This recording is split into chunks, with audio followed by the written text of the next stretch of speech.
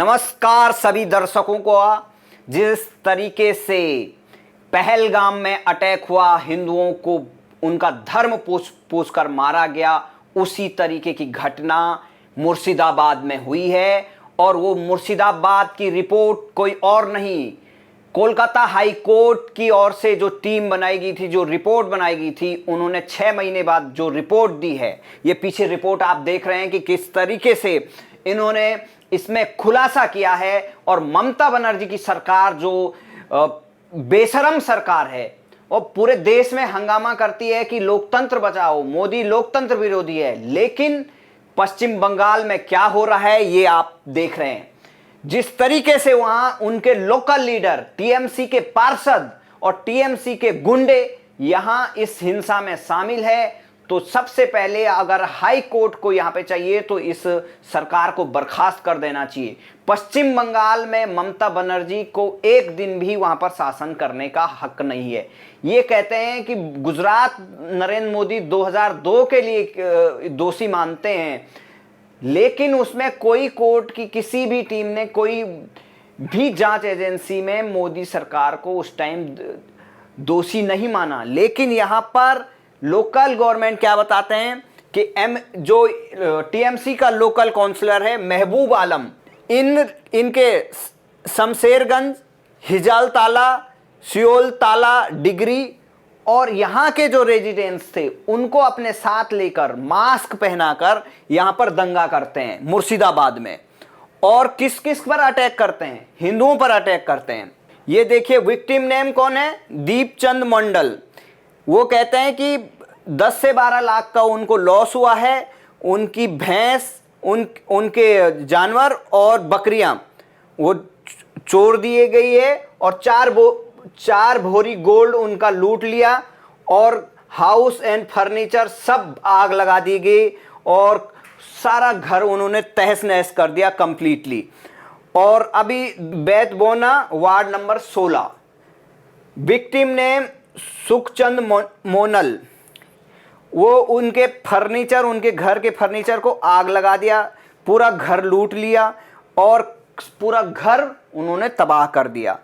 और अरे डॉक्यूमेंटेड हैं, उन्होंने अपने बताया। Victim name Vishwanath Mandal, he stated that house completely burn and habitable. तो लगा लिए इनका भी पूरा घर जला दिया। यहाँ पे भी विक्टिम कौन है? हिंदू है। और विक्टिम नेम कलाचंद मंडल, उनका फर्नीचर भी डिस्ट्रॉय कर दिया, घर भी आग लगा दिया।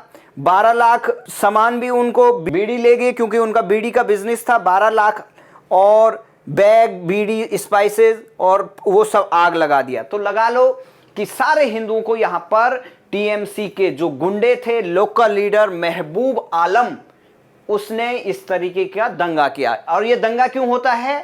वक्फ बिल के खिलाफ जो मोदी सरकार कानून संसद में लाई एक लोकतांत्रिक तरीके से, लेकिन ये हिंदुओं को टारगेट कर रहे हैं। इनका क्या दोष था? ये दीपचंद मंडल, इनके घर को आग लगा लिया और इनका पूरा बिजनेस, इन हिंदुओं को ऐसे टारगेट किया गया। ये टीएमसी के ममता बनर्जी अब कुछ नहीं कहेगी। ये सारे ममता बनर्जी क्या कह रही थी? बाहर से लोग आए हैं, बाहर के अटैक कर रहे हैं, कभी बीएसएफ को दोष दे रही थी। तो ममता बनर्जी यहां पर टोटली पूरी तरह से एक्सपोज हो चुकी है।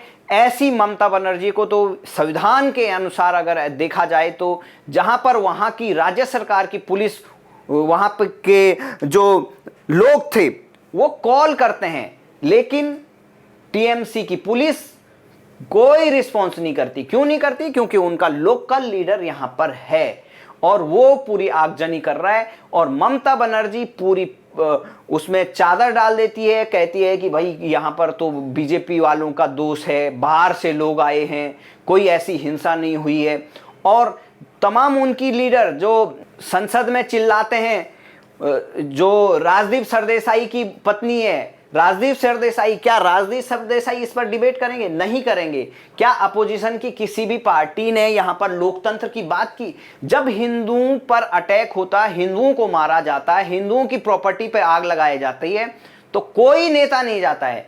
अगर यहां पर एक भी कोई नॉन हिंदू रहता तो उनके घर में अखिलेश यादव चले जाते, उनके यहाँ केजरीवाल चले जाते, सारे नेता मुर्शिदाबाद में दिखते, लेकिन यहाँ पर कोई नेता नहीं गया। ये है इंडी गठबंधन, ये है विपक्ष, ये है हमारा विपक्ष।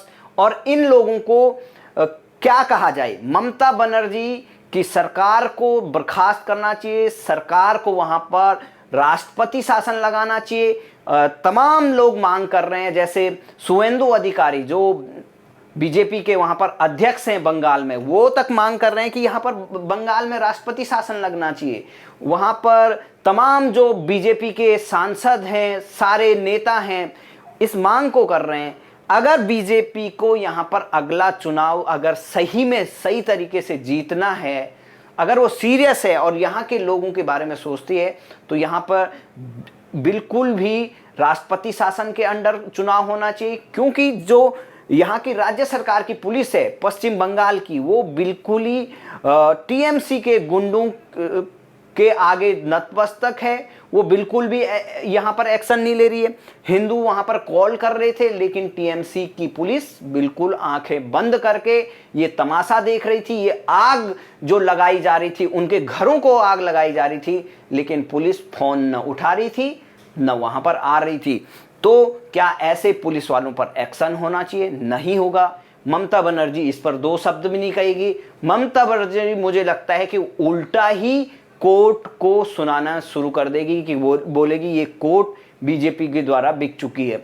तो इस तरीके के यहाँ पर जो बड़ी रिपोर्ट आई है 6 महीने बाद, मुर्शिदाबाद जो हिंसा, इतनी बड़ी हिंसा हुई अपने ही देश में, लोग वहाँ हिंदू यहाँ पलायन कर दिए। क्या ममता बनर्जी यहाँ पर बंगाल को बांग्लादेश बनाना चाहती है? तो ममता बनर्जी को इस पर जवाब देना चाहिए। कोर्ट की जो रिपोर्ट है उसको देखते हुए तो ममता बनर्जी को 1 सेकंड भी वहां पर मुख्यमंत्री रहने का अधिकार नहीं है। अगर एक मुख्यमंत्री शपथ लेती है कि मैं संविधान की शपथ लेती हूं, पूरे कोई जाति धर्म के हिसाब से मैं कोई भेदभाव नहीं करूंगी, सबकी रक्षा करूंगी, लेकिन यहां पर तो उनकी जान मान सब और सबका नुकसान हुआ, सबको चोर आ गया, सबकी बहुत सारे लोगों को मारा गया, उनके घरों को जलाया गया। लेकिन ममता बनर्जी कहाँ है?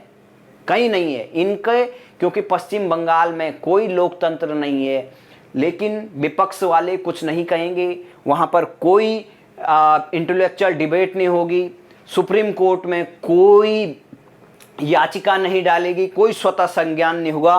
तो ये बहुत बड़ी बात है। कोलकाता हाई कोर्ट ने जिस तरीके से ये डिबेट यहाँ पर रिपोर्ट लाई है, वो काफ़ी सोचने पर मजबूर कर देती है। बीजेपी के सुधांशु त्रिवेदी कहते हैं कि पहलगाम की तरह यहाँ भी ये घटना हुई है। तो आप लगाइए, आपका क्या मानना है कि क्या ममता बनर्जी को वहाँ पर सरकार में रहने का एक दिन भी वहाँ रहने का हक है? क्या ऐसी मुख्यमंत्री को सीधे राष्ट्रपति को बर्खास्त नहीं करना चाहिए? ऐसी मुख्यमंत्री और ऐसे पुलिस वालों को तो जेल में होना चाहिए, न कि गद्दी पे।